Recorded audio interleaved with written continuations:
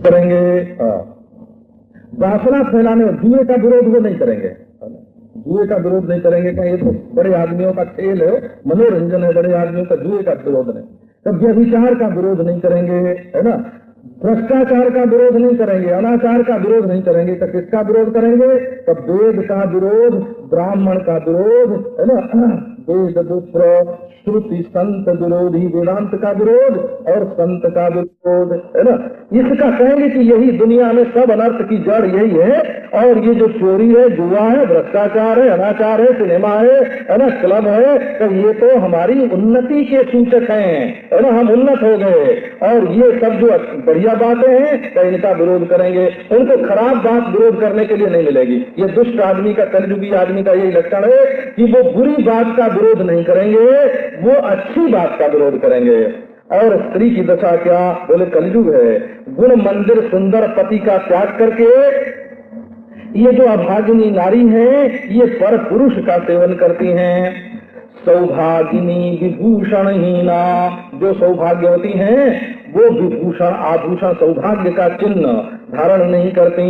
और विधवन के श्रृंगार नवीना, और जो विधवा हैं वो नवीन श्रृंगार करती हैं। गुरु सिख, गुरु और शिष्य ये दोनों कैसे हैं कि अंध बधिर हो गए हैं। और गुरु जी जो हैं उनको तो दिखाई नहीं पड़ता कि परमात्मा क्या है, परमार्थ क्या है। और शिष्य जो है तो बहरे हैं, अगर गुरु जी कुछ कहें भी तो उनको सुनाई नहीं पड़ता।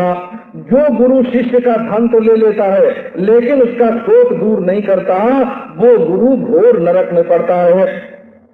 माता पिता की ये दशा है कि वो अपने बालकों को ईश्वर की पूजा, धर्म ये नहीं सिखाते हैं। बुला बुला के क्या कहते हैं कि जिससे पेट भरे सोई काम सिखाते हैं, और जिससे चित्त पवित्र होवे और सत्य की प्राप्ति होवे तो नहीं सिखाते हैं। और महाराज वेदांतियों की क्या दशा, जब बात करते हैं, ये कलयुग का प्रभाव है। जब बात करते हैं तो ब्रह्म ज्ञान बिनु नारी नर करहि न दूसरी बात। जब आपस में मिलेंगे तो कहेंगे सब ब्रह्म ही है, मैं ब्रह्म तू भी ब्रह्म। पंजाब में एक कहावत चलती है, असी ब्रह्म तू सी ब्रह्म, बोला। तो जब दो मिलते हैं, दोनों आपस में मिलते हैं, तो जैसे यहाँ प्रेम करते हैं ना पार्क में, सिनेमा में या चौपाटी में या क्लब में, है ना, स्त्री पुरुष आपस में मिलते हैं, तो यहाँ तो डार्लिंग कह के बोलते हैं, मैंने सुना है। लेकिन पंजाब में बोलते हैं असी ब्रह्म तुसी ब्रह्म, क्योंकि वेदांत का संस्कार है, नफर है। तो मैं भी ब्रह्म तू भी ब्रह्म, तो ब्रह्म ज्ञान बिनु नारी नर करहि न दूसर बात। ब्रह्म ज्ञान छोड़ करके दूसरी चर्चा नहीं करते हैं। लेकिन जहाँ स्वार्थ का सवाल आता है, कौड़ी लागी मोहबत करहि विप्र गुरु घात। एक कौड़ी के लिए मोह के कारण विप्र और गुरु तक को मार डालते हैं। मोह तो इतना, और बात ब्रह्म ज्ञान की। और शूद्र जो है वो ब्राह्मणों से वाद विवाद करते हैं कि हम क्या तुमसे कुछ कम हैं। ज्ञान है ब्रह्म सो विप्रवर, ब्राह्मण उसको कहते हैं जिसको ब्रह्म ज्ञान हो। और गांठ करके आंख दिखाते हैं। परतीय लंपट कपट सयाने, मोह द्रोह ममता लटकाने, तेय भेदवादी ज्ञानी नर, देखा मैं चरित्र कलयुग पर, आप गए हालही, देखहु सतमार्ग प्रतिपालही, कल्प कल्प भर एक नरका, करहि जो दूखनि सुधि परिसर का, जे बरनाथम तेल तुम्हारा, सतत किरात कोल तलवारा, नारी मुई भर संपति नासी, मूढ़ मुराई है संन्यासी, ते विप्रन सन पाप नहीं, उभय लोक निज हाथ नसानी, विप्र निरंतर लोक सुखानी, निराचार सत वृषधि स्वामी, शूद्र करहि जप तप व्रत दाना, सब नर कलपुट करहि असारा, जाउन करनि अनीति अपारा, भये वरण शंकर कली, भिन्न से सब लोग, करहि पाप पामहि दुख, भय मुझ वियोग, श्रुति सम्मत हरि भगति पद, कंजुत गिरति विवेक, तिहिर चलहि नर मोहवत, कलपहि पंथ यने सियावर। जो परस्त्री लंपट हैं और कपट करने में बड़े चतुर हैं, मोह द्रोह ममता जिनके अंदर लगी हुई है, ऐसे जो लोग हैं वो अपने को अभेदवादी और ज्ञानी बतलाने लग जाते हैं। ये कलयुग का चरित्र मैंने देखा का गोविंद जी कहते हैं। स्वयं तो नष्ट हुए, स्वयं नष्ट परान नाशयति, स्वयं तो नष्ट हुए ही और जो कोई सन्मार्ग का प्रतिपालन करने वाले हैं उनको भी विचलित करते हैं। ये एक एक नरक में एक एक कल्प भर गिरते हैं जो तर्क करके श्रुति में वेद में दोष निकालते हैं। जो वर्णाधम है, तेली कुम्हार, स्वपट, किरात, कोल, कलवार, घर में स्त्री मर गई, संपत्ति नष्ट हो गई और मूड मुड़ा करके सन्यासी बन गए और वो ब्राह्मणों से अपना पांव पुजाते हैं और अपने हाथों से दोनों लोक का, उभय लोक, दोनों लोक का नाश करते हैं। कैसा तो पंडित लोग ही, ब्राह्मण लोग ही बड़े अच्छे होंगे। तो नारायण कहो, नाम तो है ब्राह्मण परंतु अक्षर का ज्ञान नहीं, काला अक्षर भैंस बराबर। विप्र निरक्षर लोलुप कामी, लोलुप है, कामी है और आचार रहित हैं, सठ हैं और वृषली स्वामी। स्त्री, शूद्र स्त्री को अपने साथ रखते हैं और शूद्र जो है तब वो जप तप व्रत दान कहते हैं और करते हैं और ऊंचे आसन पर बैठ करके पुराण कहते हैं। सब मनुष्य आचार, कल्पित आचार करते हैं, सच्चे आचरण का पालन नहीं करते हैं और कलयुग में अपार अनीति चारों ओर फैल जाती है। सब लोग कलयुग में बड़ा शंकर हो जाते हैं और भिन्न सेतु सब लोग भिन्न सेतु माने मर्यादा को तोड़ देते हैं। जो परंपरागत सनातन मर्यादा है उसके पालन में ये प्रश्न नहीं होता है कि इसका पालन क्यों करें, है ना। ये प्रश्न होता है कि इसका पालन क्यों न करें, है ना। अभिमान बस न करें, लोभ बस न करें, क्रोध बस न करें, है ना। श्राद्ध इसलिए नहीं करते कि उसमें खर्च पड़ जाएगा, तो लोभ के कारण श्राद्ध छोड़ दिया ना। बोले भाई किसी को प्रणाम इसलिए नहीं करते कि अपने अहंकार को, अहम को नीचा देखना पड़ेगा, तो अहंकार बस ही तो प्रणाम नहीं किया ना। तो प्रणाम जो सनातन मर्यादा है प्रणाम करना, उसका परित्याग क्यों किया? तो अहंकार बस। श्राद्ध क्यों नहीं किया? तो लोभ बस, है ना। और अपनी पत्नी को छोड़ करके दूसरे पर नजर क्यों डाली? बोले काम बस है नारो। तो भय वर्ण शंकर कली पुण्य से तो सब लोग कर ही पाप पाव ही दुख, पाप करते हैं और दुख पाते हैं। उनके जीवन में हमेशा भय, रोग, शोक और वियोग लगा रहता है। ये जो हरि भक्ति का मार्ग है ये श्रुति सम्मत है। वो इस पदार्थ का ठीक ठीक शोधन होता है। लोग कहते हैं हमारी भूल से सृष्टि है, लेकिन जिसमें जिस उपाधि में ये भूल रहती है वो उपाधि कहाँ से आई, है ना। और जिस विषय में आसक्ति होती है वो विषय किसने बनाए। तो ये विचार करके समष्टि के कर्ता के रूप में ईश्वर का अनुसंधान होता है और व्यष्टि में भूले हुए के रूप में ये जो प्रमाता है, ज्ञाता है, उसका अनुसंधान होता है। तो अविद्या की उपाधि से जीव और माया की उपाधि से परमात्मा की सिद्धि होती है और उपाधि का बाध कर देने पर, अपवाद कर देने पर दोनों चेतन चेतन के रूप में एक हैं, ये बात सिद्ध होती है।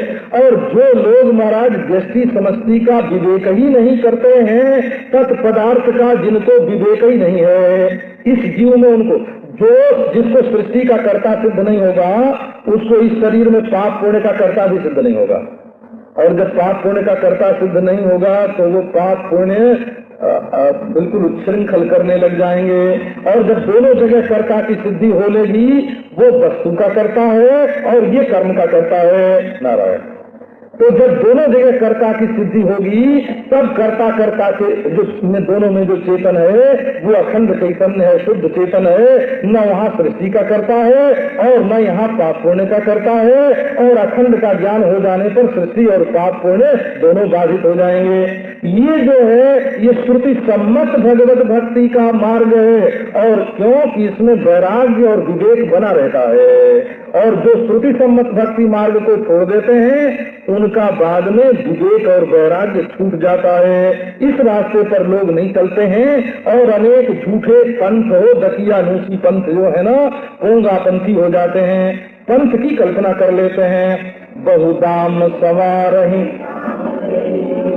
हरिलीन रही विरति तपसी धनवंत दरिद्र कलिकौतुक साधन जात सही कुलवंती निकारही नारी सती गृहयान निवेरी गति सुतमा नहीं सब लो अबलान हरि प्यारी लगी जब तेरी रूप कुटुम्ब भये सब ते नृतपात परायण धर्म में करदंड विदम्ब प्रजानि सही धनवंत कुलीन मलीन यपी न जने उधार सपी नहीं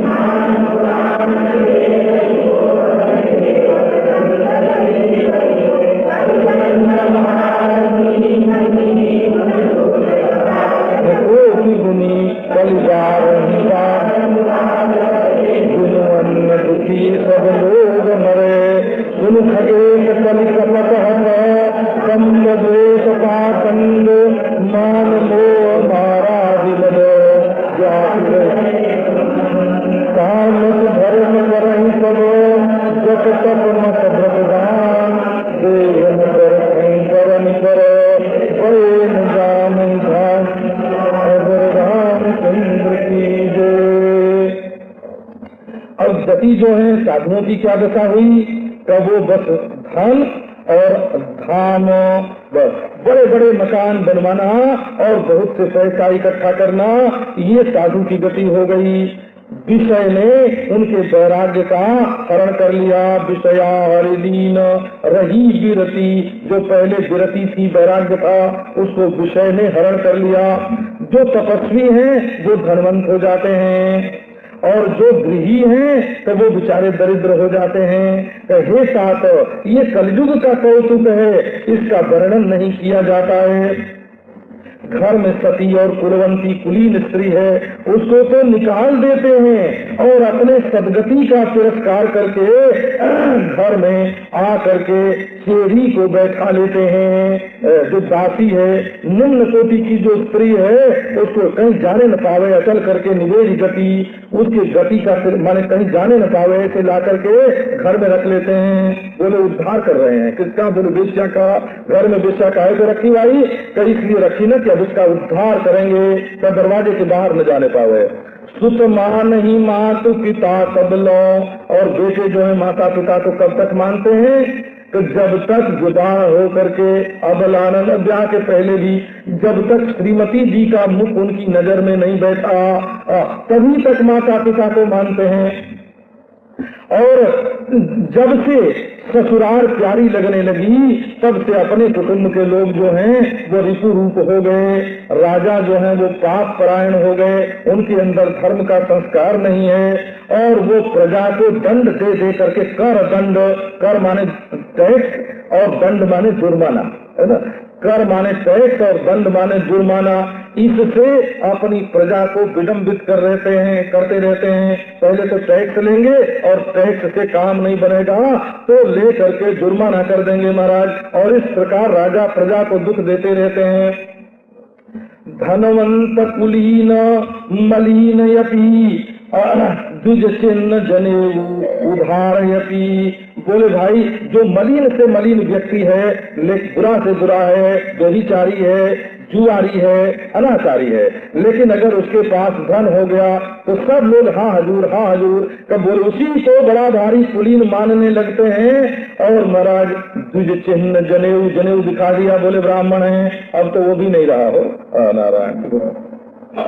द्विज चिन्ह जनेऊ उघार तपी, और तपी किसको मानते हैं कि बड़े तपस्वी हैं का जो नंगे रहे हैं। उघार तपी नहीं मान, जो पुराण और वेद को नहीं मानता है तो कलियुग में उसी को हरि सेवक और संत मानते हैं। कवि वृंद उदार दुनी न सुनी, दुनिया में ऐसा सुनने में नहीं आता कि कवि वृंद उदार है, सबका आदर करे, सर्वधर्म सहिष्णु हो और सबका समान आदर। कभी तो ऐसा होना चाहिए जो किसी की अवहेलना न करे, सबके प्रति सहिष्णु हो।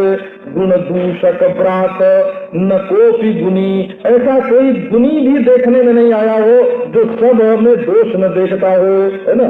गुण में जो आजकल जो गुणी कहलाते हैं कलयुग में, वो गुण में दोष निकालने वाले होते हैं।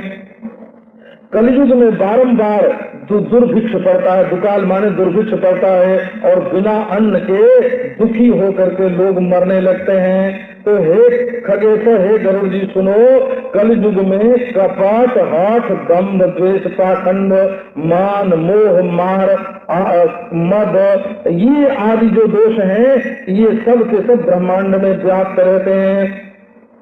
सब लोग तमोगुणी धर्म का पालन करते हैं, जप, तप, मत, व्रत, दान, ये सब तमोगुणी कर देते हैं। अपने तमोगुणी भाव के द्वारा उसको तामसिक बना देते हैं। और देवता जो हैं वो धरती पर समय से वर्षा नहीं करते हैं, और खेत में अन्न बो देने पर भी वे उगते नहीं हैं। अच्छा, आज इतना ही, अब कल और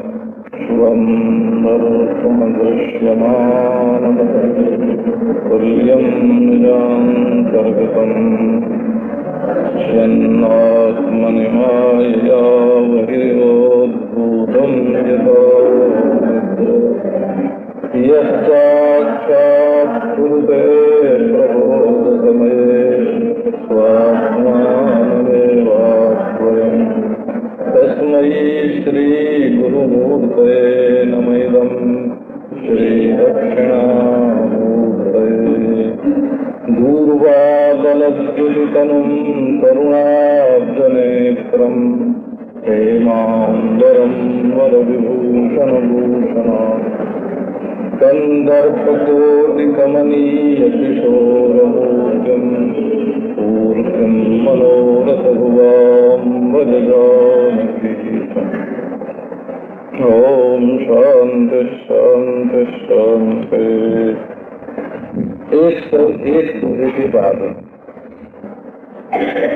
अबला कच्छ भूखन पूरी क्षुधा धनहीन दुखी ममता सुख चाहि ऊधन धर्मरता मति थोरी कोमलता नर पीड़ित रोगन भोग कहीं अभिमान विरोध लघु जीवन संवत पंचदशा कलिकाल विहाल ये मनुजा नहीं मानस को अनुजा संजा नहीं दोष विचार मनता निरखा परिखा कर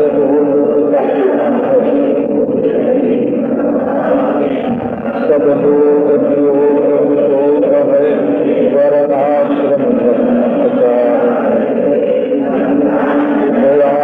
ज्ञान बनी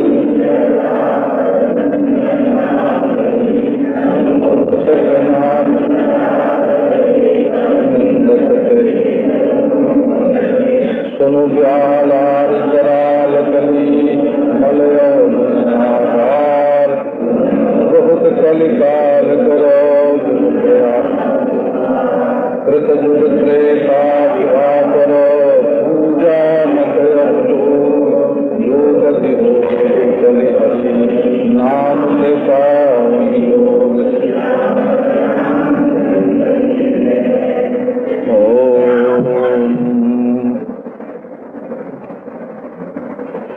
अभी काग भूषुंडी जी महाराज कलयुगी जो लीला है ना, कलयुग की लीला, उसका वर्णन कर। जैसे भगवान की लीला होती है वैसे काल की ही लीला होती है। तो पहले अब स्त्रियों की बारी है। अबला कच्छ भूषण, स्त्री केवल केश का ही भूषण धारण करती है, बालों को ही तरह तरह से संवारती है। एक एक बार बाल संवारने में 100-100, 200 रुपए लगा देते हैं। भूरी क्षुधा, बाल का आभूषण, सोना हीरा, ये उसको पसंद नहीं, उसको बस केवल केश संवारना पसंद। लावण्य केश धारण भागवत के महात्म्य में आया, भागवत में आया। लोग अपने को नमकीन कैसे समझेंगे, लावण्य सलोना कब्ज कैसे समझेंगे कि जब उनके बाल बढ़िया हो गए।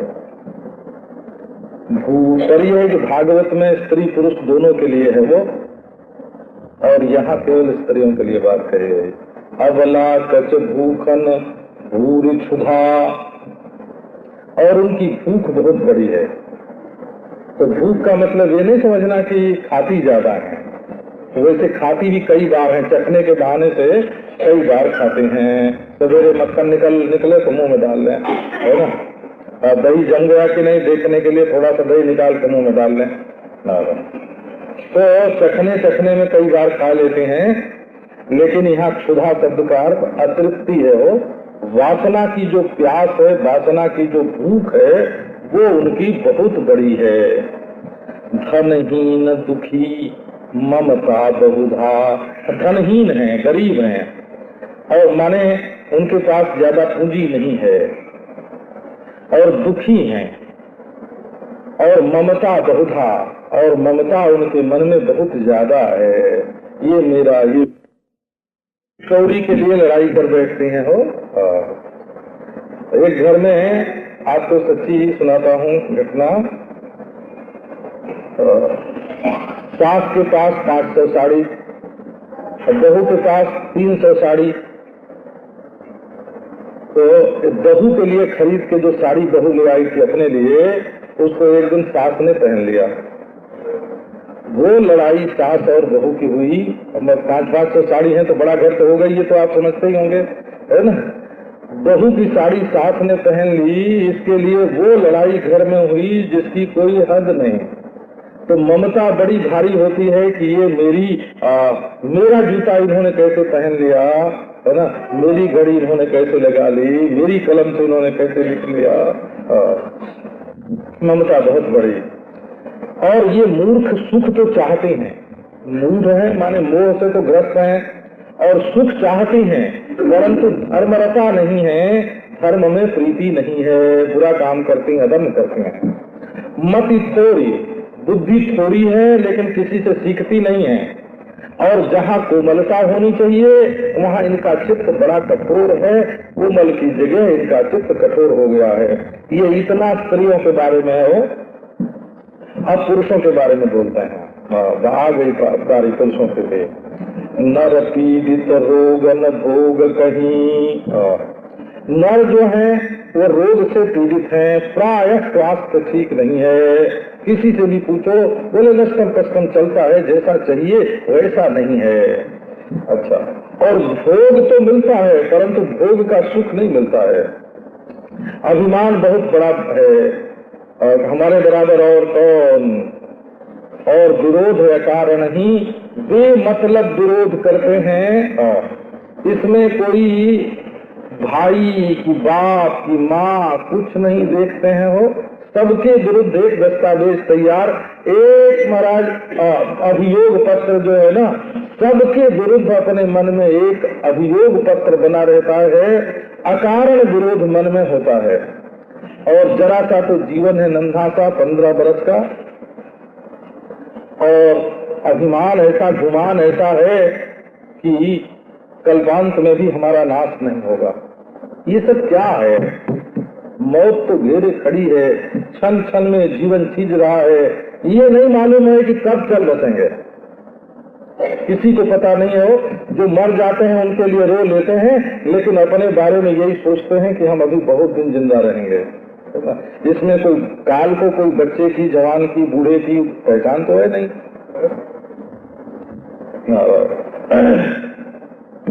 तो कलिकाल ने मनुष्यों को बिहाल कर दिया है।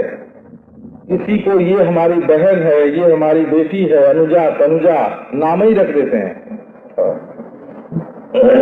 अनुजा माने बहन और तनुजा माने बेटी, नाम ही रख देते हैं बेटी। हे भगवान, तो नहीं माने तो कोई मानते ही नहीं है। न तो संतोष है, न विचार है, न शीतलता है, कह नहीं सकते।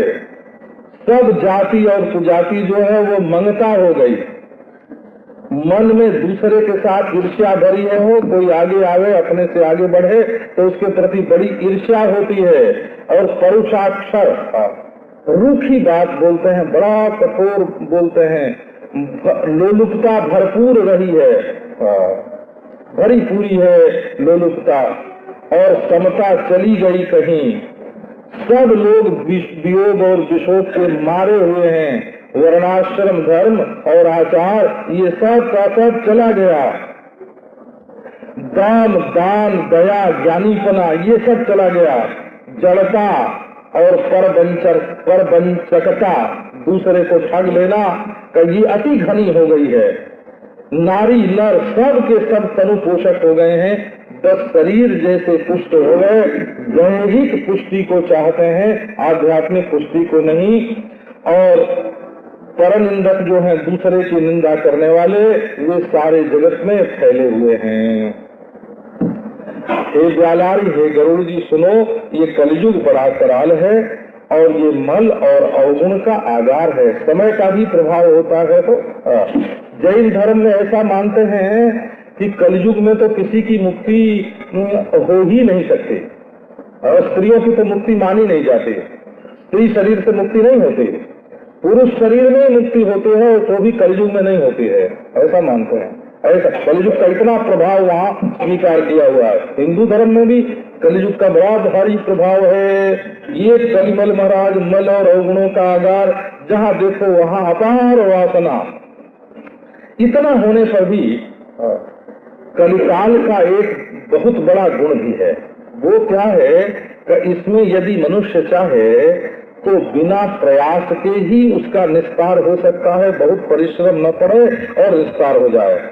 क्यों कि त्रेतयुग में, त्रेता में, द्वापर में पूजा, मत और योग है। माने अब इसमें क्रम अलंकार विवक्षित नहीं है, वो क्रम नहीं करना। सतयुग में योग, त्रेता में मख और द्वापर में पूजा। इनसे जो गति होती है वो कलयुग में भगवान का नाम लेने से ही होती है। ये नाम ऐसी चीज है जो परोक्ष के साथ संबंध जोड़ देता है। आप देखना, परोक्ष वस्तु के साथ अपने दिल की कड़ी को जोड़ने वाली अगर कोई चीज है तो नाम है ना। ओम ओम ओम ओम ओम, आप चढ़ जाओ, आप बिल्कुल चढ़ जाएंगे। ये नाम जो है ना, ये प्रत्यक्ष को परोक्ष के साथ बिल्कुल जोड़ देता है। ये परोक्ष परमात्मा को साक्षात अपरोक्ष करा देने वाली वस्तु है। इसलिए नाम के समान इस युग में दूसरा कोई साधन नहीं है। इसी से देखो, लोक में भी आजकल ज्यादा चिंतन करके कोई काम नहीं किया जाता है। अच्छा, ज्यादा उसके लिए विस्तार भी नहीं करते हैं, लेकिन प्रोपेगेंडा ज्यादा करते हैं।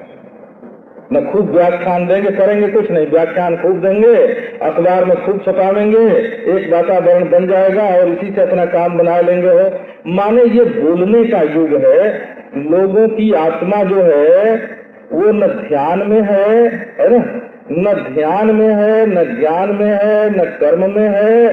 वो जबान पर लोगों की आत्मा जीभ पर आके बस गई है। आप खूब बोलो और बोल बोल के। हमने देखा जो व्यापारी है ना, ये सट्टे वाले व्यापारी हैं, आके जब अपनी बात कहते हैं ना कि हमारे घर आ चलो, जैसे इसीलिए आते हैं कि आज हमारे घर चलो, तो अगर एक बार हम उनकी बात न माने तो दूसरी बार और जोर से बोलेंगे, तीसरी बार और जोर से बोलेंगे और जोर से बोल के अपनी बात मनाने की कोशिश करते हैं। तो जीभ में बड़ी शक्ति है। गाली दें तो आदमी नाराज हो जाए, तारीफ करे तो आदमी खुश हो जाए। और वाणी से भगवान का नाम लेने से योगाभ्यास क्रिया तो होती है।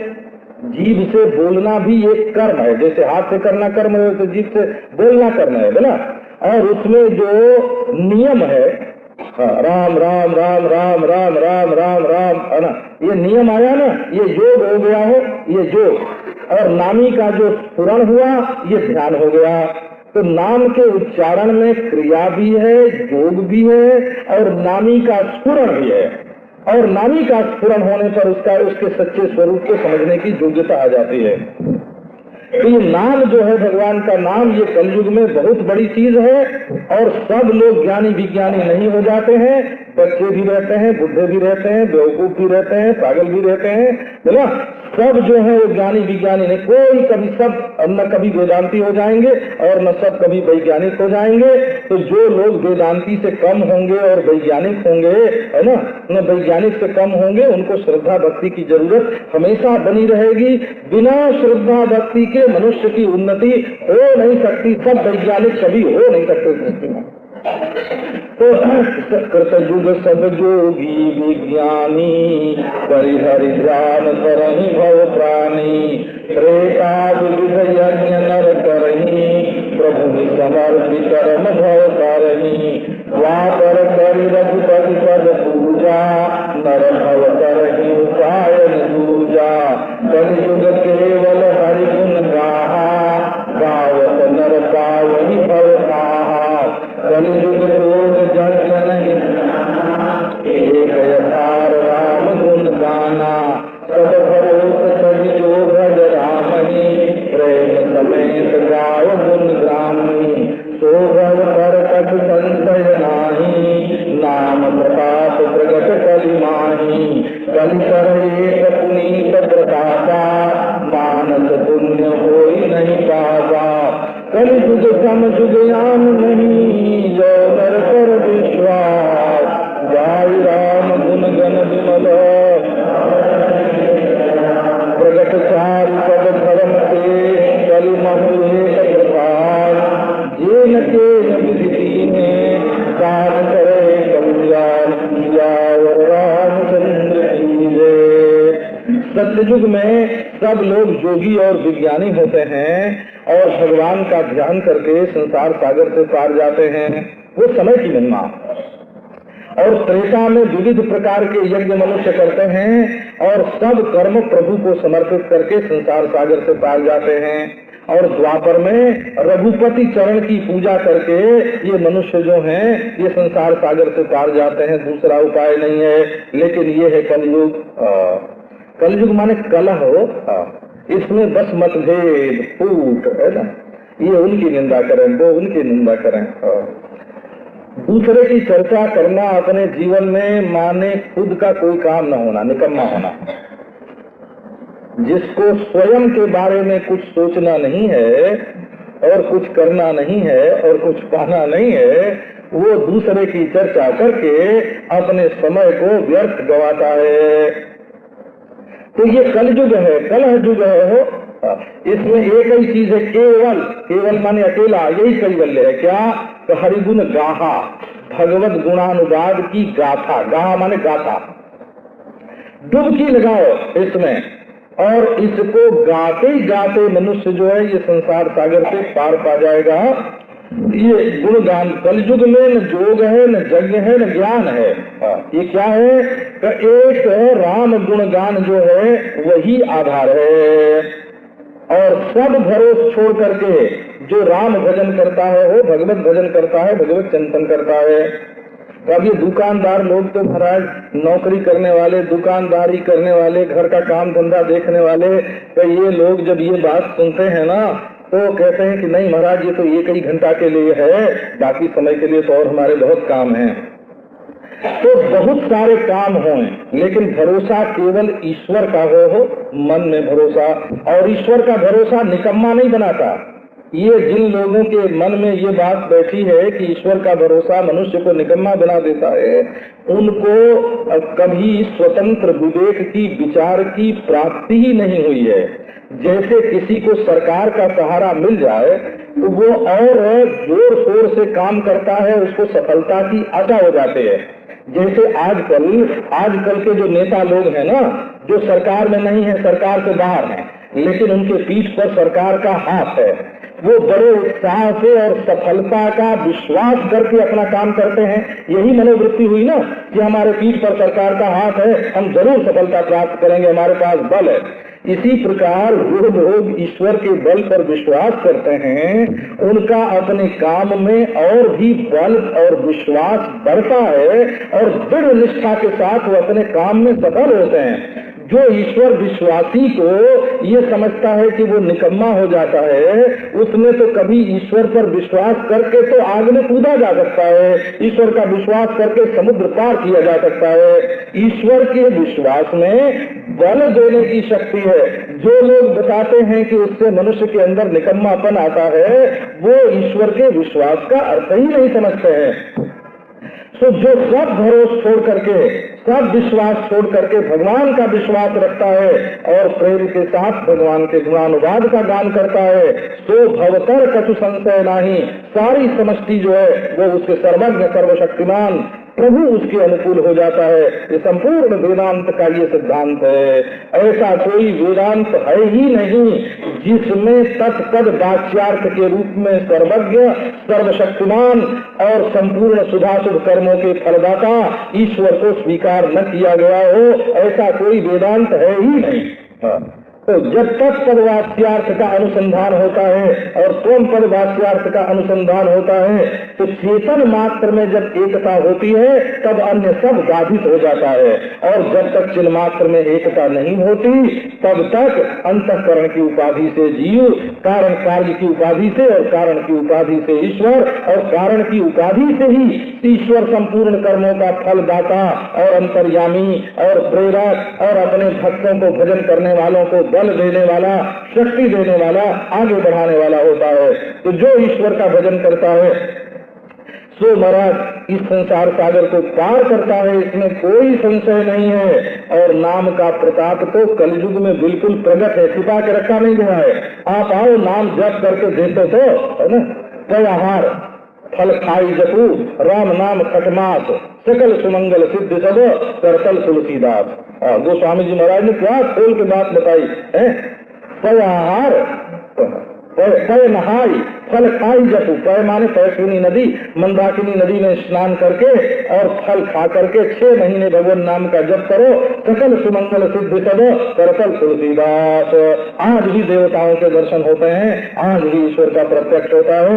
वो कहीं साधनाएं गई थोड़ी है, करो तब ना, करोगे तो कुछ नहीं और केवल खंडन कर दोगे तो उससे थोड़ी कुछ काम बनेगा। नाम प्रताप प्रगट कलिमाही, ये नाम का जो प्रताप है वो कलयुग में प्रकट है। देखो सन्यासियों में ये उपनिषद का वचन बहुत प्रचलित है। किसी भी सन्यासी को ये बात बताई जाती है क्या, यस्य द्वादश सहस्रम नित्यम प्रणव अभ्यसे तस्य द्वादश भिर्मासई परम ब्रह्म प्रकाशते।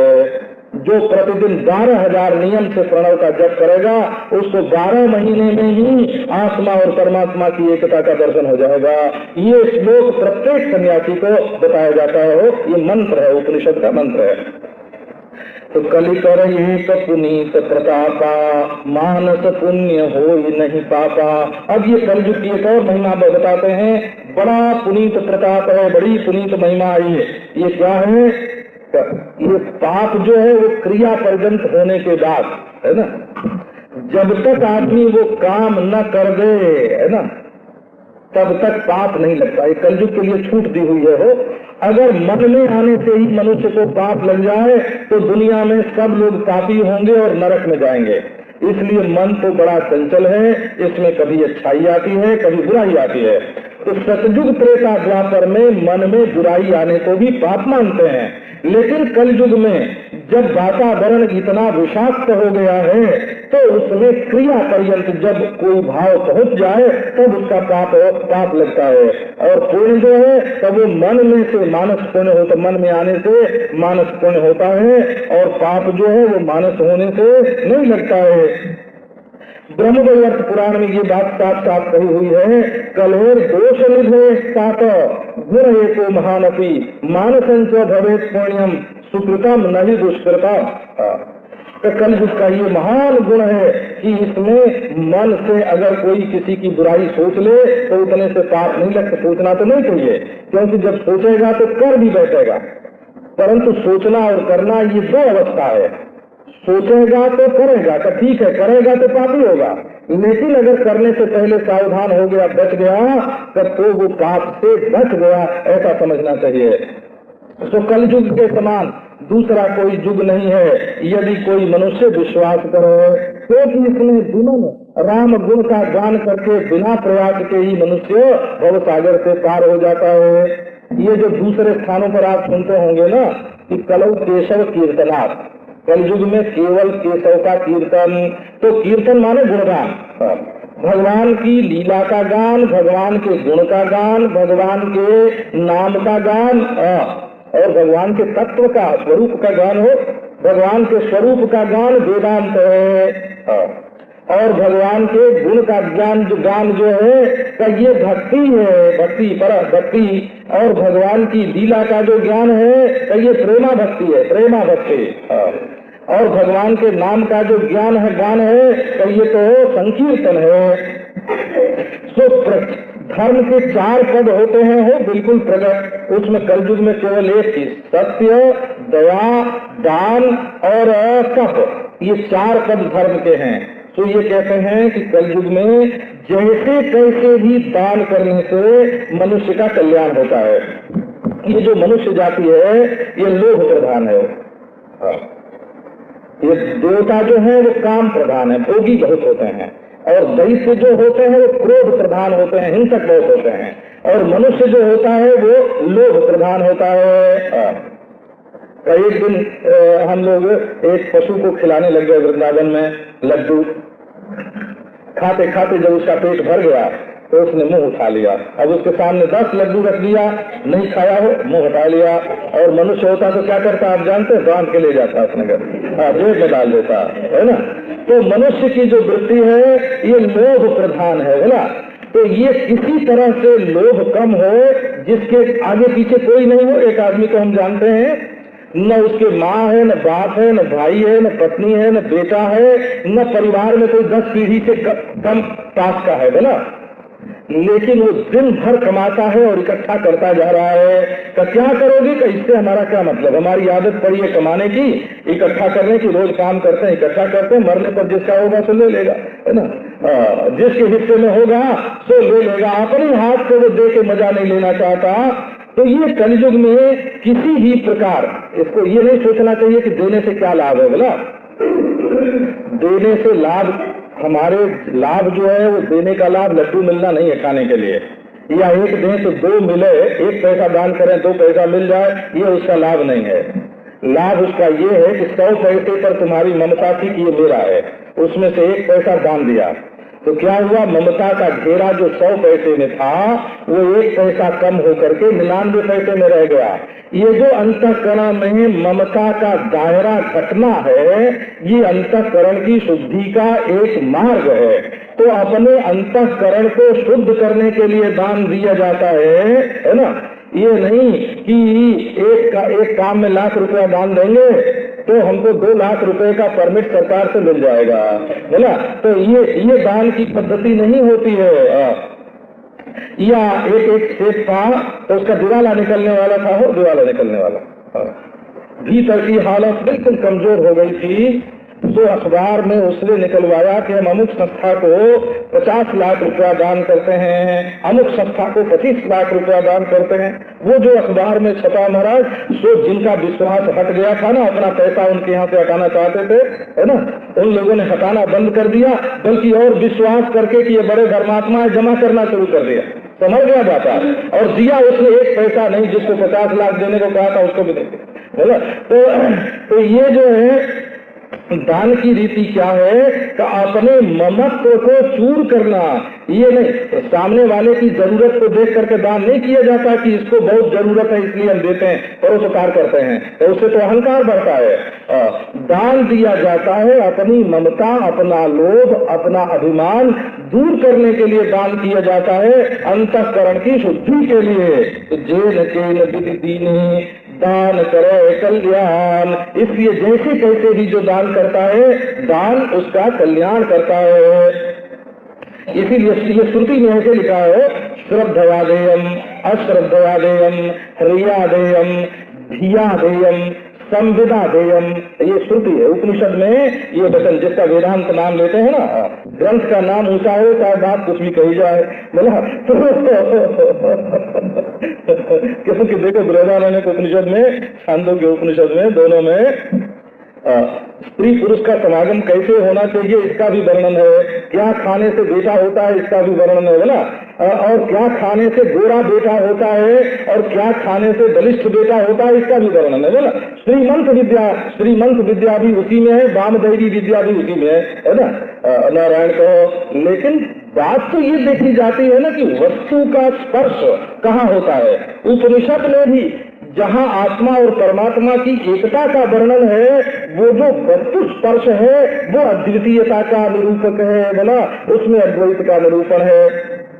तो नित जुग धर्म हो ही सब केरे, हृदय राम माया के प्रेरे, शुद्ध तत्व समता विज्ञाना, कृत प्रभाव प्रसन्न मन जाना, तत्व बहुत रज खंडति कर्मा,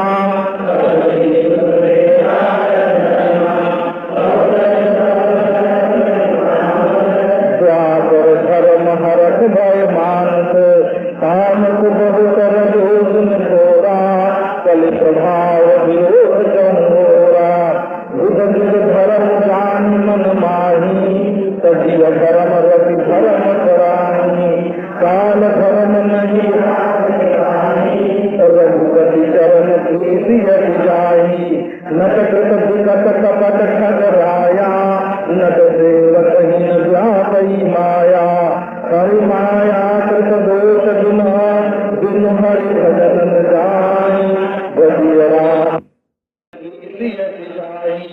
नट कृत विकट कपट ठगराया, नट सेवक हीन व्यापी माया, हरि माया कृत दोष गुना, बिनु हरि भजन जाई, बदियरा तजि काम सब अस विचारि मन माहि, तेहि कलि काल बरस बहु बसनु अवध बिहगे, परो दुकाल विपदि बस तब मैं गयो विदेशिया। बोले एक बात अब दूसरी कहते हैं, वो तो काल की प्रधानता से धर्म कल युग का वर्णन किया ना, कि इतने दिन सतयुग त्रेता द्वापर कलयुग रहते हैं, और एक देश की प्रधानता से भी होता है वो, जैसे जुआ घर में है और शराब खाने में 24 घंटे कलयुग ही रहता है ना, 24 घंटे वहाँ कलयुग का निवास है, और जहाँ सत्संग है वहाँ 24 घंटे सतयुग का ही निवास है। तो ये स्थान की प्रधानता हो गई। अब देखो वृत्ति की प्रधानता बताते हैं कि सबके हृदय में माया, राम माया की प्रेरणा से नित्य युग धर्म होते हैं। सबके दिल में कभी सतयुग होता है, कभी त्रेता होता है, कभी द्वापर होता है, कभी कलयुग होता है, सबके दिल में होते हैं। तो जब सतयुग आता है हृदय में, तब कैसे पहचान होती है कि अंतःकरण शुद्ध हो जाता है, उसमें समता और सबका विज्ञान होता है और मन प्रसन्न हो जाता है। तो जान लो इस समय हमारे मन पर सतयुग का प्रभाव है। जब मन प्रसन्न हो और सब बिल्कुल साफ साफ मालूम पड़े और सबके प्रति बराबरी का भाव हो, राग द्वेष न हो, और सत्व गुण बहुत हो और रज गुण थोड़ा हो और कर्म में रति हो, है ना। जब सत्व गुण बहुत और रजोगुण थोड़ा और कर्म में प्रीति बहुत ज्यादा हो और काम करने से सुख मिले, तब समझना कि ये त्रेता युग हमारे हृदय में बरत रहा है। और जब रजोगुण बहुत होता है और सत्वगुण स्वल्प हो जाता है और कुछ थोड़ा तमोगुण होता है, तब द्वापर युग आता है अपने हृदय में। उस समय क्या होता है कि कभी खुश होते हैं, हर्ष हो, तो कभी डर जाते हैं, कभी दुखी हो जाते हैं। दिन भर में 17 दफे रो लिया और 17 दफे हंस लिया। इसका नाम क्या हुआ? बोले द्वापर। अब बोले तमोगुण तो हो बहुत ज्यादा और रजोगुण हो थोड़ा और सतयुग ना का नाम न हो, तब समझो कली युग का प्रभाव अपने हृदय में है इस समय। ये क्या वृत्ति में ये है कि विरोध चहोरा, सबका विरोध ही विरोध सूझे, ये भी हमारा दुश्मन, ये भी हमारा दुश्मन, ये भी हमारा दुश्मन। कलि प्रभाव विरोध चहोरा, बुध जुग धर्म जानी मन माही, तजिया धर्म रति धर्म कराही। तो विद्वान पुरुष जो हैं वो अपने मन में जब युग धर्म आता है तो उसको समझ जाते हैं और अधर्म को छोड़ करके जो धर्म होता है उससे प्रेम करते हैं। देखो स्वयं कागभूषुंडी जी महाराज पीपर तर तर ध्यान सो करई, जब सतयुग का धर्म आता है उनके मन में तो जा करके पीपर वृक्ष के नीचे ध्यान करते हैं, जाप जोग पाकर पर करई। और जब कुछ काम करने का मन आता है तो जा करके जप और योगाभ्यास पाकर के नीचे करते हैं। आम छाह कर मानस पूजा, ये द्वापर का धर्म हो गया, आम के छाह में जाके करते हैं। और बटर कर कासो कथा प्रसंगा, और बर के नीचे आकर के कथा प्रसंग कहते हैं। तो चारों युग को अपने जीवन में बांट करके वो चारों युग रोज अनुभव करते हैं और उनके जो धर्म है उनका पालन करते हैं। तो जिसके हृदय में रघुपति चरण में अति प्रीति है उस पर काल धर्म जो है वो व्याप्त नहीं होता, कलयुग उसका कुछ बिगाड़ नहीं सकता। क्योंकि हे खगराज ये जो नट है ना वो विकट कपट करता है। कैसा कैसा देश बना ले, आसमान में उड़ जाए, सांप बन जाए, विकट कपट कर सकता है। जो जादूगर है वो जादूगर, लेकिन उस नट का, उस जादूगर का जो सेवक है ना, जो उसकी मदद करता है जादू करने में, उसको माया व्याप्त तो नहीं होती, वो जादू के चक्कर में नहीं आता, वो तो उसकी सहायता करता है, उसके खेल में भाग लेता है। इसी प्रकार तुम सबसे बड़े जादूगर जो रामचंद्र है ना, मायावी है ना, उनकी शरण ग्रहण कर लो तो बाबा तुम्हारे ऊपर ये माया नहीं चलेगी। तो हरि मायाकृत जो दोष गुण हैं वो बिना भगवत भजन के नहीं जा सकते। जो वासना है, ये विषयों को सच्चा समझ करके वासना है ना, तो विषय जो है ये तो भगवान की माया है, और अंतः इंद्रियां जो है ये भी भगवान की माया है, नारायण, और इन्हीं दोनों के संबंध से ये वासनाएं उत्पन्न हुई हैं। तो ये सब मायाकृत हैं गुण और दोष। बिना भगवत भजन के, भगवत आकार वृत्ति के बिना ये जा नहीं सकते बोला। इसलिए सब काम छोड़ करके रामचंद्र भगवान का भजन करो और ऐसा मन में विचार करो। तो ये कहते हैं कि उसी कलिकाल में मैं बहुत वर्ष तक अयोध्या में रहा हे गरुड़ जी। जब वहाँ दुर्भिक्ष पड़ा, बड़ी भारी विपत्ति मेरे ऊपर आई, तब वहाँ से मैं चल करके दूसरे प्रदेश में चला गया। गयऊ उज्जैनी सुनूर गारी दीन गए काल संपत्ति पाई, कह पुनिकरम शंभु सेवकाई, पूजा परम साधु परमारथ निंदक, शंभु प्राप्त नहीं हरि निंदक, मैं कपट समेता दयाल नीति निकेता, गाहिज नम्र देख मुनि साई, विप्र बढ़ाओ पुत्र की लाई, शंभु मंत्र मोहि तुझ पर दीना, शुभ उपदेश विविध विधि कीना, जपो मंत्र शिव मंदिर जाई, हृदय गंभयमति अधिकाई, मैं कलमल संकुल मती नीच हरिजन तुझ देखे जरा, करो विष्णु कर दो, गुरु मुनि नित्य प्रबोध, दुखित देखिया चरण ममा, मोहि जय क्रोध, गंभीर नीति की भावई, रामचंद्र की जय। कहते हैं कि अयोध्या में जब बड़ा दुख हुआ, विपत्ति पड़ी, दुर्भिक्ष हो गया, तो मैं हे गरुड़ जी सुनो, उज्जैनी गया वहां से चल के, और दीन था, मलिन था, दरिद्र था, दुखी था। थोड़े दिनों में वहां जाने पर संपत्ति मिल गई और वहां में शंकर जी का सेवक हो गया। महाकालेश्वर भगवान जो है ना, महाकालिंग, ये देवताओं की उपासना से क्या होता है जिसको अश्रद्धालु लोग नहीं समझ सकते हो, है ना। इसीलिए कोई ऐसा धर्म संप्रदाय ही नहीं है है ना जहां देवता की पूजा न होती हो, और नहीं करेंगे तो मजार की पूजा करते हैं, कब्र की पूजा करते हैं। ऐसा कोई धर्म नहीं होता है, ईसाई धर्म क्या, मुसलमान धर्म क्या, जैन धर्म क्या, बौद्ध धर्म क्या, पारसी धर्म क्या, ऐसा कोई धर्म नहीं होता है जहाँ स्थूल वस्तु में आत्मा का संबंध मान करके और उसकी पूजा न की जाती हो, है ना। तो आत्मा का संबंध मान करके पूजा करते हैं और परमात्मा का संबंध मान करके पूजा नहीं करते हैं, है ना। ये क्या बुद्धिमानी है। बोले जो मर गया सो तो आ रहा है, उसकी तो हो रही है पूजा। बड़े बड़े तीर्थंकर होते हैं महाराज, बड़े बड़े आदमी बौद्ध होते हैं, है ना, बड़े बड़े फकीर औलिया होते हैं, पारसी होते हैं, सिख होते हैं, वो ईश्वर की मूर्ति की जो पूजा है ना, ईश्वर की पूजा नहीं, आत्मा की पूजा, कहीं कहीं ईश्वर की पूजा, ऐसे चलता है। माने व्यक्ति आत्मा का तो संबंध स्थूल वस्तु से मान करके उसमें पूजा करते हैं, और समष्टि जो परमात्मा है, ईश्वर जो है, उसका संबंध मान करके पूजा न करें, क्या आश्चर्य है। तो महाराज इसका तो जो करते हैं प्रेम से, विधि से और प्रेम से जो करते हैं उसको इनका लाभ मालूम है। वहां एक ब्राह्मण थे, कैसे का वैदिक, वो शिव जी की पूजा करते थे। ओम नमः शिवाय तो मयो भवाय तो नमस्काराय तो, ये वेद में नमस्काराय तो वेद में मंत्र है ना। तो वो हमेशा भगवान की शंकर की पूजा करें, उनको कोई दूसरा काम नहीं था।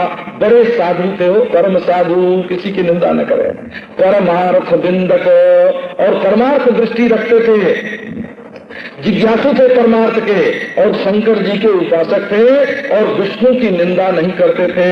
तो मैं उनकी करता था सेवा, लेकिन मेरी सेवा में था कपट, है ना। ये कपट होने से सेवा भी जहर हो जाती है बोला। कपट समेता द्विज दयालयति नीति निकेता, परंतु ब्राह्मण बड़ा दयालु और अत्यंत नीति निकेत था। उसने महाराज जब देखा, हे गरुड़ जी साईं बाहिर नम्र देखी, देखा कि ये शूद्र बाहर से बड़ा नम्र है। तब उन्होंने कहा कि भाई तुम हमारी इतनी सेवा करते हो, इसके बदले में अगर हम कुछ देंगे नहीं, है ना, तो तुम्हारी केवल सेवा ही सेवा लेंगे, ये ठीक नहीं है, सेवा के बदले में कुछ देना भी चाहिए। तो विप्र पढ़ाव पुत्र की नहीं, अब ब्राह्मण अपना बेटा समझ करके उसको पढ़ावे, शिक्षा दे। उन्हीं द्विजवर ने मुझे शंभु मंत्र दिया और 9 प्रकार के विविध विधि से शुभ उपदेश किया। मैं शिव मंदिर में जाकर के मंत्र का जप करूं, और हृदय में बड़ा भारी दंभ, हृदय दंभ अहमिति अधिकारी, दंभ आने से अहंकार बढ़ता है। अहंकारी आदमी का लक्षण ही क्या है कि बनावट ज्यादा करेगा, बड़ा धोता, बड़ा पोथा, पंडिता, पगड़ा बड़ा, वो बनावट बहुत करेगा। हमारे अंदर ये सिद्धि और हमारे ये देवता और ये देश और वो दूसरा, इससे क्या होता है, अहंकार की पूजा होती, ईश्वर की पूजा नहीं होती, अहंकार की पूजा हो जाती है। तो ये कहते हैं गरुड़ कागभूषुंडी जी की पूर्व जन्म में बड़ा अहंकार हो गया। मैं खल मल संकुल मति, मैं खल था और मल से हमारी मति संकुल थी, नीच जाति मोह बस, हरिजन भगवत भक्त ब्राह्मण को देख करके मैं जलता था। यार ये ब्राह्मण बड़े फिरते हैं, देखो ना, नारायण हरिजन दुज देखे, भक्त को देख करके जलन हो, ब्राह्मण को देख के जलन हो, तो ये नहीं समझना कि वो ब्राह्मण या भक्त बुरा है, ये समझना कि हमारा दिल ही बुरा है जो इसमें जलन हो रही है। और मैं विष्णु का द्रोह करता था। गुरु जी हमको नित्य समझाते थे और मेरे आचरण को देख करके बहुत दुखी रहते थे, लेकिन मैं तो अपने गुरु जी से अपनी अक्ल को जरा ज्यादा मानता था। तो मोहि उपजा अति क्रोध दम्भी नीति की भाई, मेरे मन में बड़ा क्रोध आया। गुरु जी पर भी क्रोध आया हो ना, गुरु जी पर भी क्रोध आया। दम्भी नीति की भाई, असल में जो दम्भी होता है वो सच्ची नीति को कभी स्वीकार नहीं करता। एक बार गुरु लीन बुलाई, मोहि नीति बहुभात सिखाई, शिव सेवा के फल सुख सोई, अविरत भगति राम पद होई, राम भजन नर पावर एक गाता, शिव अनुरागी का पुत्रो सुख सहसिय भागी, हर कम हरि सेवक गुरु गयो, मुसुनि पदनाथ हृदय मम गयो, अधम जाति में विद्या पाए, भयो जहाँ हरि दूध पियाए, मानी कुटिल गुरु कर लोह दिन राति, अति दयाल गुरु स्वल्पन क्रोधा, गुनि गुनि मोह सिखाओ सुबोधा, यही नीत बड़ाई पावा, सो नहीं हटिदाई न जावा, धूमन नल संभव सुन भाई, तेरी राव धन पदवी पाई, रजमल करी निरादर रहरी, मरुतौराई प्रथमते भरई, गुण निर्नय कीर्तन करई, सुन खगपति यश समुझि प्रसंगा, बुध नहीं करही अधम कर संगा, कद क्रोध गावनी यस नीति, सन कलहन फल नहीं प्रीति, उदासीन नित रही गोसाई, खल पई हरिय स्वान भी नाही, मैं खल हृदय कपट कुटिलाई, पुरहित कहे एक बार हर मंदिर जपत रहो शिव नाम,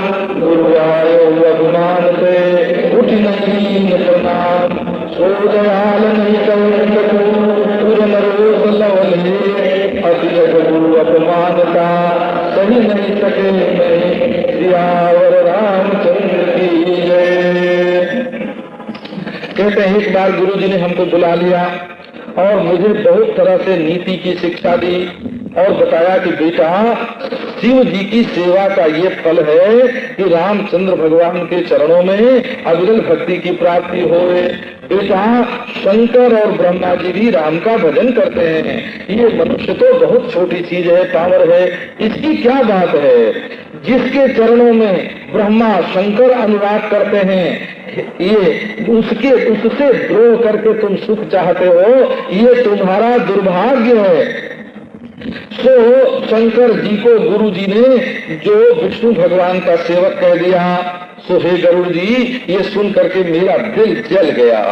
एक तो मेरी जाति बड़ी छोटी थी, खानदान का भी असर तो पड़ता है, और दूसरे में उन्हीं से विद्या प्राप्त करके जरा समझदार हो गया था। बोले अब हम क्या जो चाहे सो कर सकते हैं महाराज। तो जैसे कोई सांप को दूध पिला रहे और वो दूध पिलाने वाले को काट ले, ये दशा हो गई हमारे। मैं अभिमानी था, कुटिल था, कुभाग्य था, कुजाति था और दिन रात गुरु से द्रोह करता था। तो गुरु जी महाराज बड़े दयालु थे, उनको थोड़ा भी क्रोध नहीं आता था और बार बार ऐसे ढंग से हमको समझाते थे, सुबोधा सिखाओ, कि जिसको हम अनायास समझ जाएं, और सरल करके वो सिखाते थे। परंतु नीच का स्वभाव ये है कि जिससे उसको बड़ाई मिलती है तो सबसे पहले वो हट करके उसी को नष्ट करता है, क्योंकि जब तक उसको सिखाने वाला रहेगा तब तक वो बड़ा कैसे माना जाएगा। बड़ा तो तब माना जाए ना कि जब एक बेटे ने हमसे कहा हो कि हमारा बुढ़ा बाप मरता भी नहीं, मर जाए तो हमारे हाथ में कुछ संपत्ति तो आवे ना, है ना। नारायण, ऐसे बेटा हो, ऐसे बेटा, ऐसे चेले भी होते हैं बोला। तो प्रथम ही हठिता ही नसावा, ये रहेंगे तो हम चेले ही बने रहेंगे, ये न रहे तो हम भी गुरु बन जाएंगे। न तो प्रथम ही हठिता ही नसावा। देखो धुआं जो है वो अनल संभव आग से पैदा होता है भाई, सुन लो। तो वही धुआं जब बादल की पदवी प्राप्त करता है तो पहले बरस करके आग को ही बुझा देता है, अपने बाप का ही नाश करता है। रजमग परी, रास्ते में धूल पड़ी है और बड़े निरादर से रह रही है, क्योंकि जब तक धूल है, जब तक बेटा है, चेला है, तब तक बाप के सामने तो निरादर तो होगा ही ना उसका, और सबको उसका चरण प्रहार सहना पड़ता है। लेकिन जब हवा उसको उड़ा करके ऊपर ले जाती, उठाती है ऊपर, तो पहले वो हवा को ही भर देता है और उसके बाद राजा की आंख में और मुकुट पर जा करके पड़ता है। सो हे खगपति, इस प्रसंग को समझ करके विद्वान पुरुष जो है वो अधम का संग नहीं करते हैं, कभी कोविद ऐसी नीति का गान करते हैं कि खल से कलह करना भी अच्छा नहीं है और खल से प्रेम करना भी अच्छा नहीं है। तब उससे क्या करें, तब उदासीन नित रही है गोसाई। हे गोसाई, उनसे तो हमेशा उदासीन नहीं रहना चाहिए, न उनसे दोस्ती करो न दुश्मनी जोड़ो। खल परिहरिय स्वान की नाई, जैसे कुत्ते का ख्याल नहीं करते हो, भूखता होवे तो खुद कहाँ भूखने लगते हैं, और वो भूखता रहता है, अपने रास्ते चले जाते हैं। इसी प्रकार जैसे स्वान की उपेक्षा कर देते हैं, इसी प्रकार खल की भी उपेक्षा कर देनी चाहिए। कालभूषणी जी कहते हैं कि मैं खल था और मेरे हृदय में कपट और कुटिलता थी, और गुरु जी तो भलाई की बात कहें लेकिन वो मुझे अच्छी न लगे।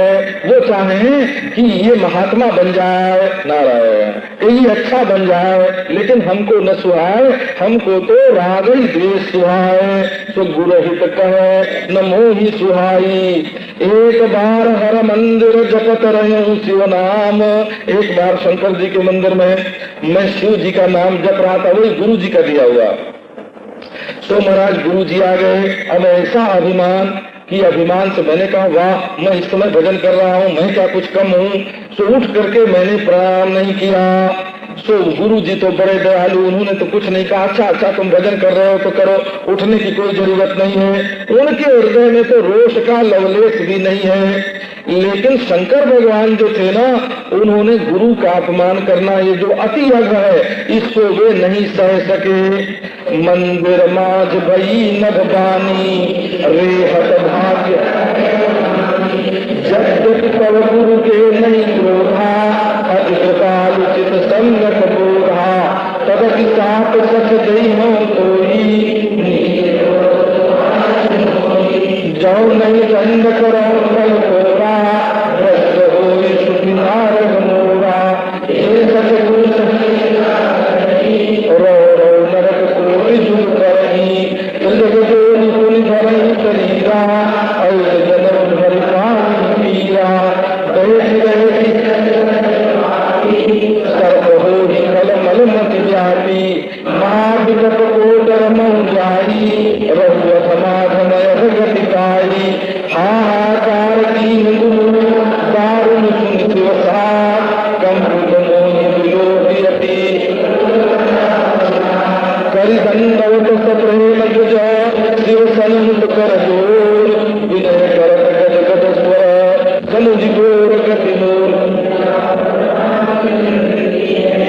तब मंदिर में आकाशवाणी हुई, रे हतभाग्य अज्ञ अभिमानी, यद्यपि तुम्हारे गुरु के हृदय में क्रोध नहीं है, वे बड़े कृपालु हैं और उनके चित्त में सम्यक बोध है, फिर भी हे सख मैं तुझे जरूर साथ दूंगा, क्योंकि मुझे नीति का विरोध सुहाता नहीं है। हे खल, यदि मैं तेरा दंड नहीं करूंगा तो मेरा श्रुति मार्ग जो है वो भ्रष्ट हो जाएगा। जो सख गुरु से ईर्ष्या करता है वो कोटि युग रव रव नरक में पड़ता है और तिर्जक जोनी में उसको बारंबार शरीर धारण करना पड़ता है और 10 जन्म तक अयुत जन्म भरी पावही पीड़ा, 10,000 जन्म तक उसको पीड़ा भोगनी पड़ती है। सो अरे वो पापी, तू अजगर की तरह गुरु के सामने बैठा रहा है। हे खल, तेरे मति में मद व्याप्त हो गया है, इसलिए जा साफ हो जा और बड़े भारी पेड़ के कोटर में जा करके अधमाधाम तू अधोगति को प्राप्त कर। अब तो गुरु जी बोलते, हाय हाय हाय प्रभु, ये क्या किया आपने, हमारे शिष्य को साप दे दिया आपने। हाहाकार कीन गुरु, दारुण सुनि शिव साप, क्योंकि शंकर जी का जो साप है ये बड़ा दारुण है। कंपित मोहि विलोकियति पुरहि प्रजा परिताप, मुझे कंपित देख करके गुरु जी के हृदय में बड़ा दाह हुआ, बड़ा दुख हुआ। तो उन्होंने सप्रेम दंडवत करके शंकर जी को और हाथ जोड़ करके शंकर जी को गदगद स्वर से विनय करने लगे, क्योंकि उन्होंने देखा कि इसकी तो बड़ी घोर गति होगी। अब वो स्तुति करते हैं, नमामि समीशान निर्वाण रूपम व्यापकम ब्रह्म वेद स्वरूपम युगम निर्गुणम निर्विकल्पम निराकाशवासम भजेयम निराकारम ओंकारम मूलम तुल्यम करालम महाकाल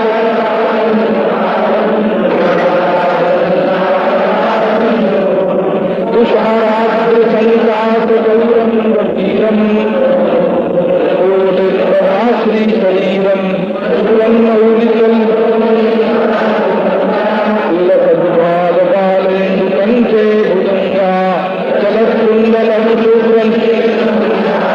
प्रसन्नाननम नीलकंठम दयालम कर्मांडरम मुंडमालम प्रियम शंकरम सर्वनाशम भजामि प्रचंडम प्रकृष्टम प्रगल्भम परेशम अखंडम अजम भानुकोटि प्रकाशम भजेहम भवानी वृंदावगम्यम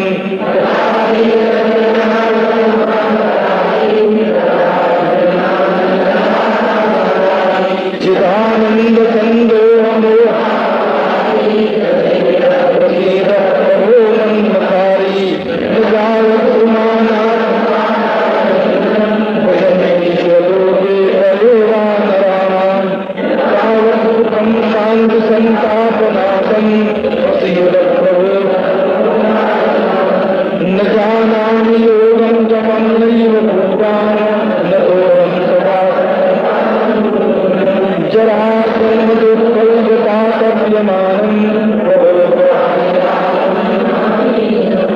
रुद्रास्पतमिदं प्रोक्तं विप्रेण हरतुष्टये कृतां शम्भुः प्रसीदति सुनिविनति सर्वज्ञ शिव शेष विप्रयनुराग मुनिमन्दिर भवानी दैविद्वर वर्मान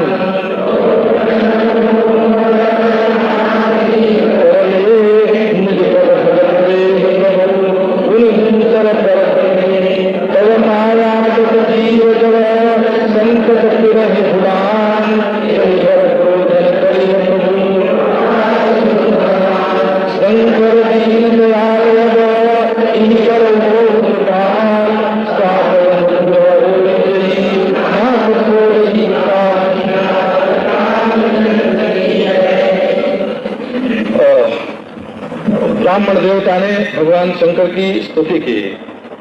ईश माने सबके मालिक, ईशान माने समर्थ, प्रभु को मैं नमस्कार करता हूँ। आप निर्वाण रूप हैं, माने मोक्ष जो है वो आपका स्वरूप है। निर्वाण माने मोक्ष, संपूर्ण गतियों की जहाँ से चलना नहीं पड़ता, बाण माने चलना, और निर्वाण माने जहां से फिर लौटना नहीं पड़ता, उसका नाम निर्वाण। निर्वाण माने अंतःकरण का बुझ जाना। निर्वाण माने दुख जड़ता और अज्ञान से मुक्ति प्राप्त कर लेना, ये आपका स्वरूप है। आप विभु हैं और व्यापक हैं और वेद स्वरूप ब्रह्म हैं। आप निज हैं। निज है माने अपने आत्मा ही हैं।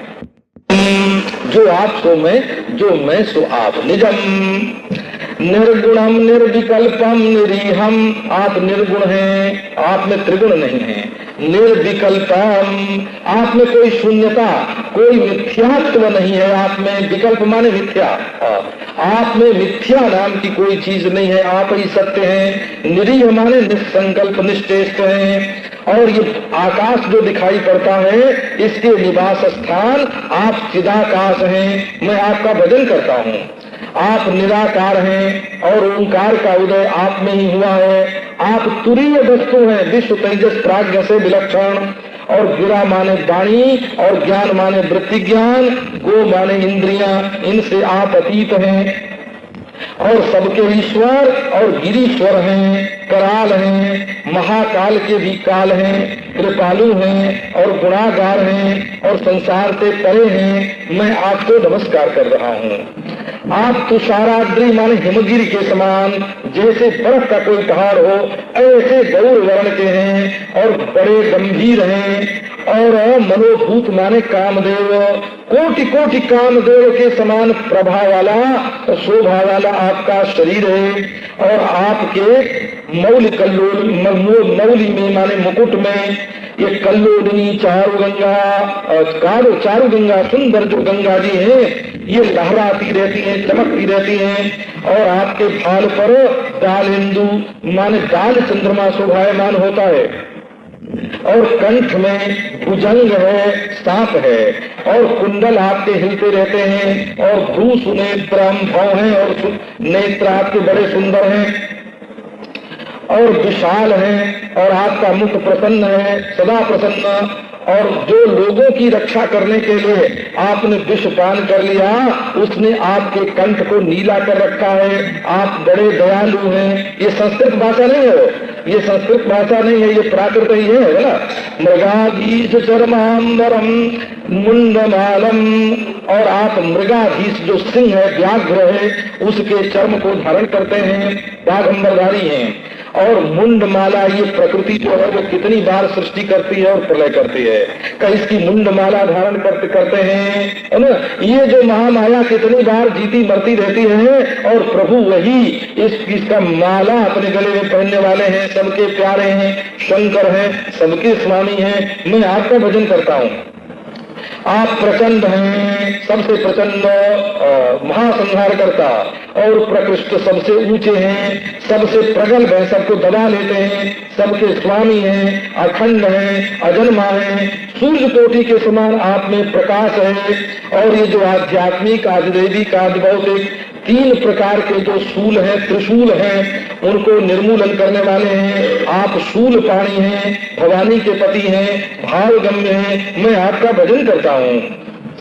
आप कला से अतीत हैं, कल्याण स्वरूप हैं, कल्पांतकारी हैं, सज्जनों को सदा आनंद देने वाले। ये त्रिपुर जो है ना, स्थूल सूक्ष्म कारण शरीर, ये तीन पुर हैं, इनके आप शत्रु हैं, नष्ट कर देते हैं, चिदानंद संदोह हैं। और वृत्ति में आरूढ़ होकर के मोह के अपहारी हैं। वृत्तियारूढ़ हो बिना ज्ञान की निवृत्ति नहीं हो सकती।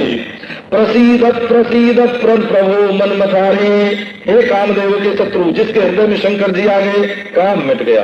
तो बोले आप प्रसन्न हो, प्रसन्न हो। जब तक मनुष्य उमानाथ भगवान शंकर के पादारविंद का भजन नहीं करता, इस लोक में या परलोक में कहीं भी उसको तब तक सुख शांति की प्राप्ति नहीं होती, संताप का नाश नहीं होता।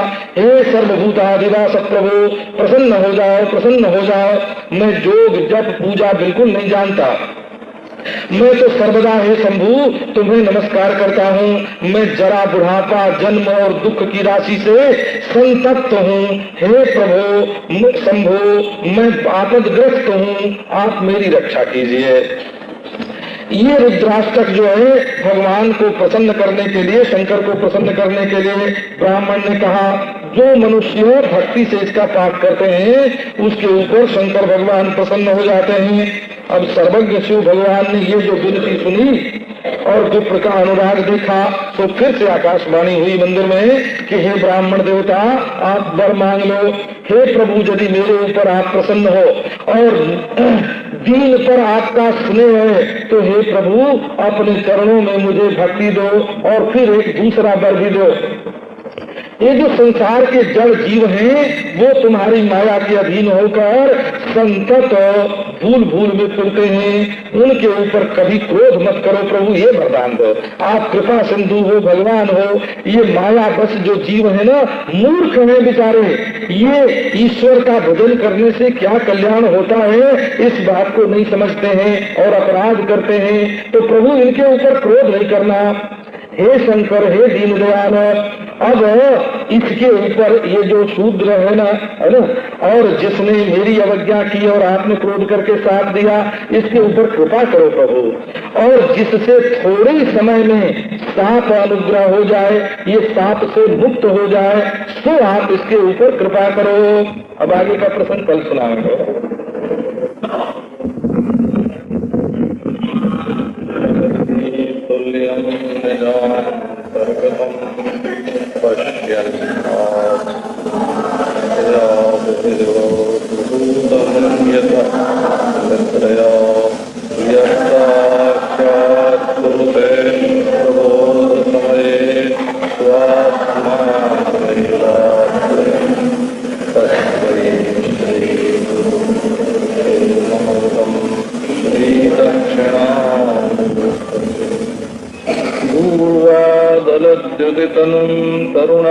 तरुणाब्जनेत्रम् हेमाम्बरं दरभूषणाङ्गम् गन्धर्वकोटिकमनीय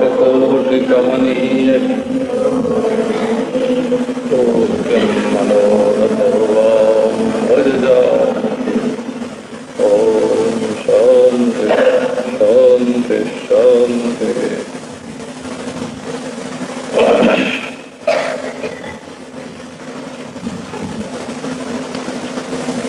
108वें दोहे के बाद यही करो हुई परम कल्याणा सोई करो कृपा विप्र गिरा सुनि परहित सानी एवमस्तु तब वैनव जदपि कीन्हि अरुण दाता मैं पुनि दीन क्रोध करिता तदपि तुम्हारी साधुता देखी करी हूँ यही पर कृपा से क्षमाशील जे पर उपकारी मोर साप द्विज व्यर्थन जाई जन्म सहस्रयव जन्म समरत दुसह ज्ञातनि कौन्यू जन्म मिति नहीं ज्ञाना सुनहि सूत्र मम बचन भगवान रघुपति कुली जन्म तो मन पुरी प्रभाव अनुग्रह मोहे राम भगति उपजी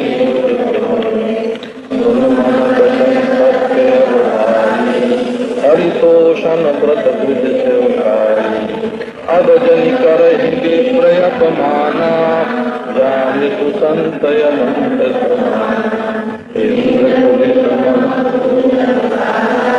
काल दंड हर चक्र कराला जोगी करई विप्रद्रोह पावक अस विवेक तुम कह जग दुर्लभ याचिका मोरी अप्रतिहत गति होरी सुनि शिव वचन हरख गुरु एवं इतिहासी प्रबोधि गए गृह प्रेरित काल बिंधि गिरी जाई भयों में ब्याल पुनि प्रयास जो तन धरो तजो पुनि अनायास हरिजान जिमिनु तन कट पहिरी धरो शिवरात्रि श्रुतिनी दियरु मैं नहीं पावा क्लेश यही धरो निमित तनु ज्ञान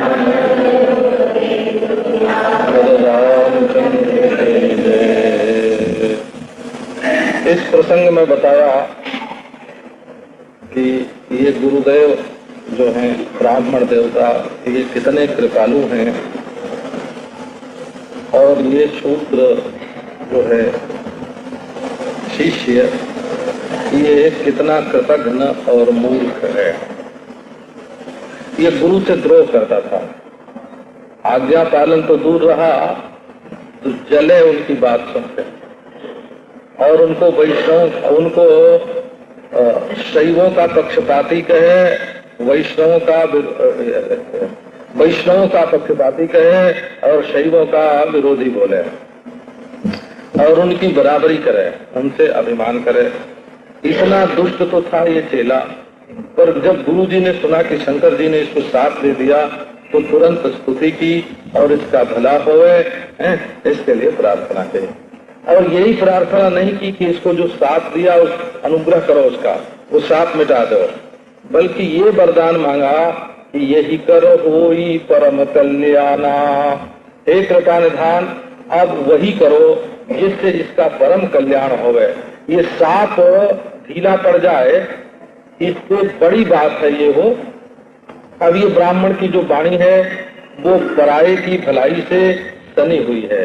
उसी समय आकाशवाणी हुई एवं वस्तु ऐसा ही हो, माने तुम्हें भक्ति मिलेगी और इसके ऊपर साफ अनुग्रह होगा।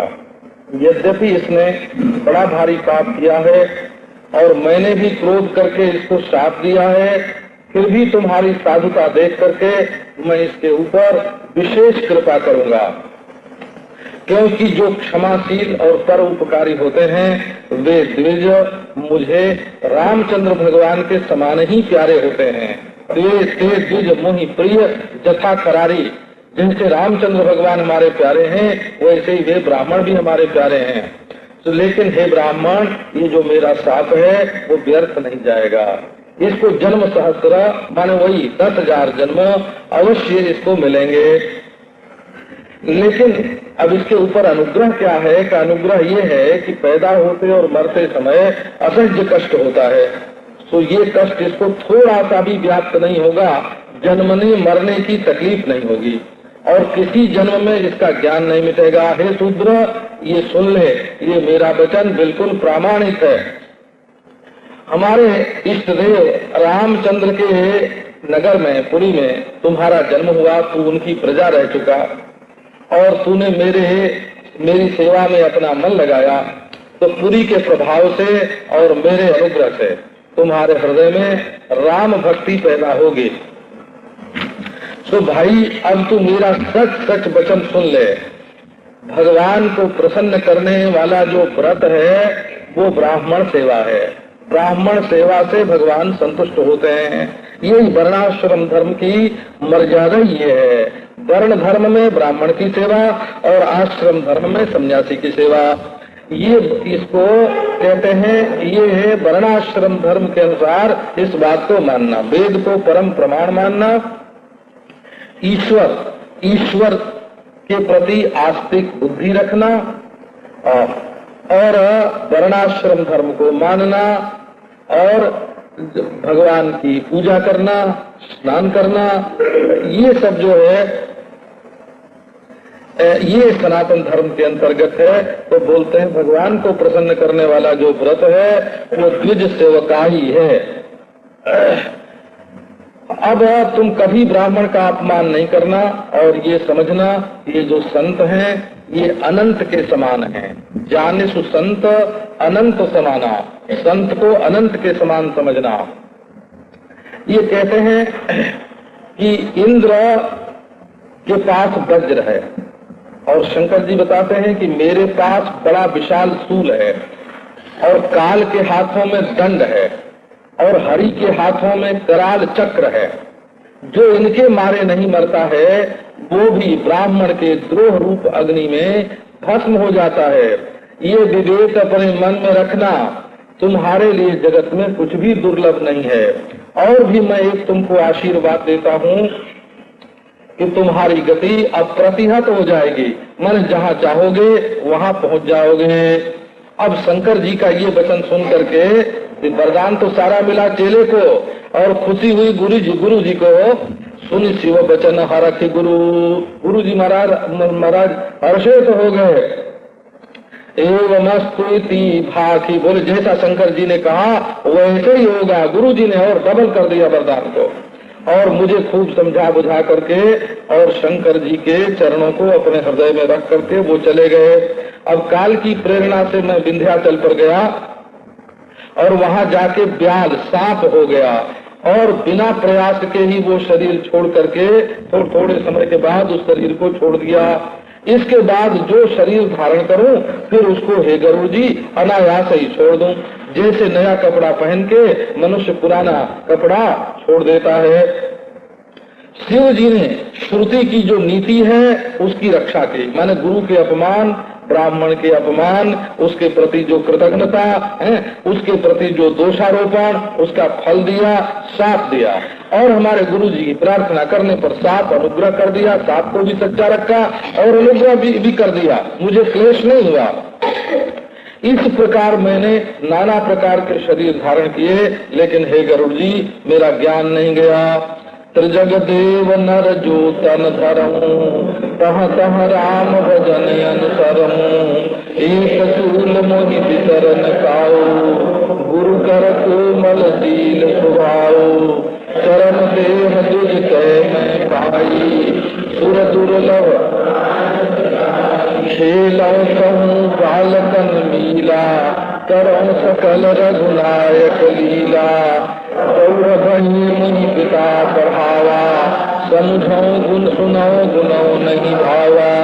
मन तही सकल वासना भागी, केवल राम चरण लय लागी।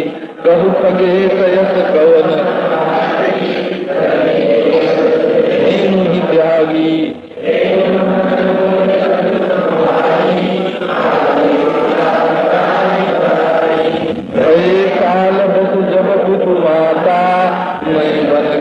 भजन जन त्राता, जहाँ जहाँ विपिन मुनीश्वर पाऊं। आश्रम जाई जाई सिर नाऊं, बूझऊं तिन्हि राम गुण गाहा। सुनत फिरऊं हरि गुण अनुवादा, अव्याहत गति जम्बु प्रसादा। छूटी त्रिविधि सना गाढ़ी,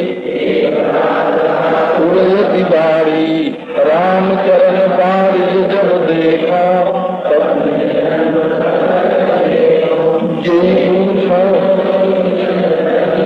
ईश्वर सर्वभूतमय हई।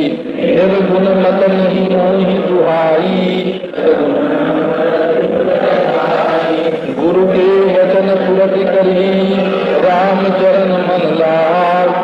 रघुपति जस गावत फिरऊं, क्षण क्षण नव अनुराग। मेरु शिखर हट छाया, मुनि लोम सयासीन। देख चरण सिरनायऊं, वचन कयूं अलिदीन। सुनि मम वचन विनीत मृदु, मुनि कृपाल खगराज। विजयायहु के काज, तब मैं कहा कृपा निधि। तुम सर्वज्ञ सुजान, सगुण ब्रह्म अवराधना। मोहि कहो भगवान, सियावर रामचंद्र की जय। ये कहते हैं कि तिर्जग जोनी, त्रिजग माने तिर्जग जोनी हो, पशु पक्षी की जोनी, देवता मनुष्य, जो शरीर मुझे मिले वहाँ वहाँ मैं राम भगवान का भजन करूं।